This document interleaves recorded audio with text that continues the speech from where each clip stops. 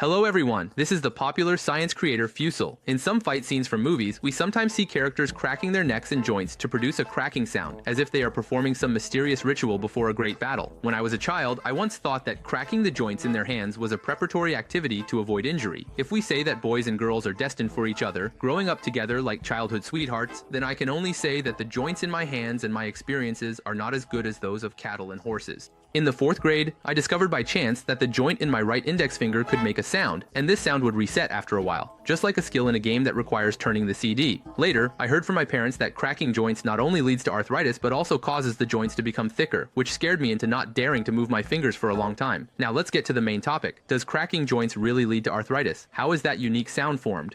We need to first understand the sound of cracking joints. We must understand their structure. As shown in the diagram, all normal joints in our body have a space called the joint cavity, which is filled with fluid. This fluid is called synovial fluid, a viscous, non-Newtonian fluid with a consistency similar to egg whites. It is this fluid that pulls the two sides of the joint together, ensuring the lubrication of the joint, allowing us to perform various bodily movements. Like other fluids in your body, it contains many dissolved gas molecules. When we stretch the joint, the distance between the bones increases, which also pulls the joint cavity. However, the amount of synovial fluid in the joint cavity remains constant, creating a low-pressure area that forms small bubbles. These small bubbles are quickly compressed by the surrounding fluid, causing them to burst and produce that crisp sound. This process is called physiological popping of the joints.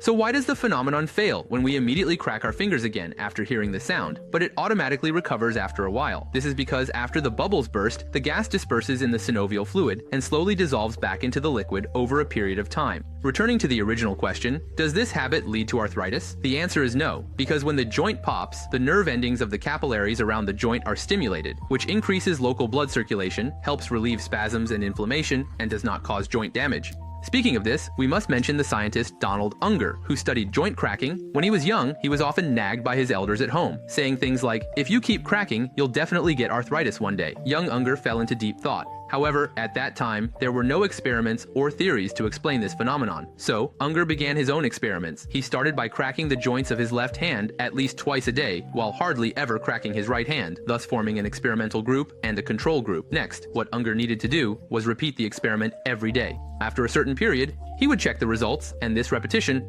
lasted for 50 years. By 1998, Unger had cracked his left hand at least 36,500 times, but neither visual observation nor x-rays of his fingers showed any abnormalities. In other words, Unger cracked his left hand for 50 years. He did not develop arthritis, which also earned him the Ig Nobel Prize, an award given for bizarre yet orderly scientific achievement, and it can be seen as a strong rebuttal to the nagging of his elders from 50 years ago. Although cracking joints won't ruin your joints, you shouldn't do it unnecessarily, as lubricated joint movements are the foundation for performing various actions. Intentionally breaking bubbles and changing the shape of the joint cavity can also lead to instability in that area.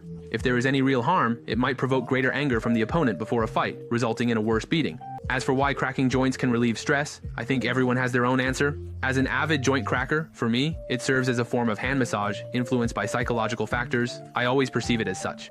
The way Aishin's initial state works is like the refresh button on a computer, which allows me to face pressure and difficulties in a better state while studying and working. As for why people crack their fingers before a fight, its origins are unclear, but it may be used to intimidate opponents, indicating that one is very tough and has trained regularly. Another theory is that if I have time to crack my fingers, I can also choose to run away or take the initiative at this stage, adding a bit of confusion to my actions. Alright, that's it for today's video. If you found today's video really interesting, your likes are the greatest encouragement for us. If you have more curiosity or small questions in life, feel free to let us know in the comments section. Follow FISO to explore the hidden corners of the scientific world.